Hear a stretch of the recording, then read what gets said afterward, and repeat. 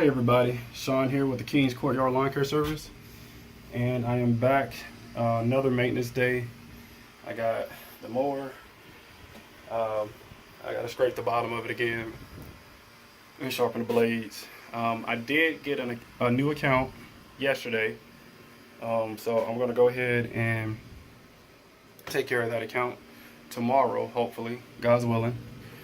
And I'm kind of excited about it. It's the one I showed you guys on the video before this one, where I went to go look at a property and had a steep hill.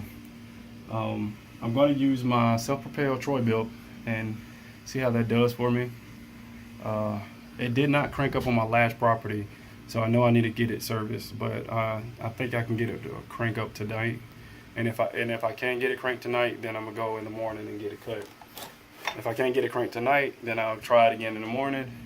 If that doesn't work, I'll pick up my other one and I'll just push it. It's not what I want to do, but hey. But yeah, I'm gonna clean out my deck, sharpen my blades, try to get this taken care of today. Other thing that I want to mention or want to talk about. Let me sit down for this. I gotta come up with a clever name for my trailer talks, I guess. Maybe that's what I'll call it.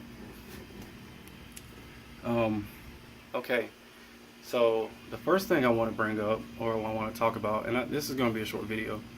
I want to talk about a customer of mine that I got this year. She was a new customer, and she was saw me cutting the property across the street. I showed it you guys on video. She saw me cutting the property across the street. She liked my work, and she asked me to give her my information, which I did. Gave her my information, and she wanted to know if I could fit her into my schedule. I said sure. You know, at that time I think I had like 10 to 12 spots to fill. Or actually I had, I think, 9 to 11 spots to fill because I was cutting a brand new property. And so I said, yeah, sure. So I put her down on my schedule, and we met up. She paid me before I cut, and it was a cleanup. So I cut everything, got her yard all back in shape. She told me that she had a mower, but the mower that she had was in the shop.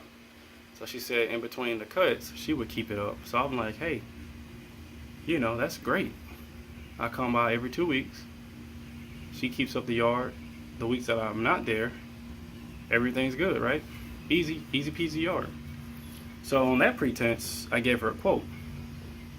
Well, she emailed me, or she texted me back later and said, Sean, I want to start doing my yard. No. We met up, I cut a yard, and everything was good. Coming up on the second time for me to cut, she texted me back and said, Sean, I want to start, I wonder if you would do it, instead of bi-weekly, if you would do it once a month. I said, I said, well, we talked about this, and I explained to you that I do weekly and bi-weekly services. And she goes, well, I'm gonna be keeping it up every other time. I just really want you to trim and trim it and weed eat it. And I said I really do bi-weeklies. I said, but you know, you're one of my customers. I put you on my schedule, so I'll do it. That was 2 months ago. 2 months ago, when I first started cutting a yard. So now, the first time, I forgot what happened. Oh, so the first time she mowed it, I canceled. Second time, she said something about, oh, her son came in from out of town for Mother's Day, and that was his Mother's Day present for her.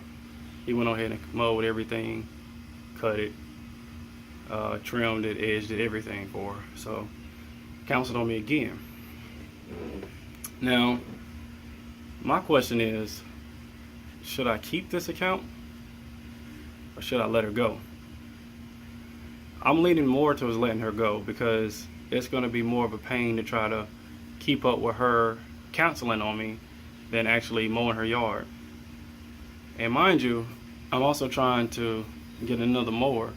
Now, I'm glad she's calling, and I appreciate it. She is communicating, but it's kind of like you get worked up to, oh, I got to go cut this yard, and then she calls you like a couple of days before and be like, oh no, I got somebody else to cut it, or you don't have to worry about it today. And it's like, oh. So I want your thoughts on it. What do you think? Would you take a customer like that, or if you have a customer like that and they switched it up, would you keep that customer, or how would you let her down? I haven't had the liberty like some of you guys to fire my customers.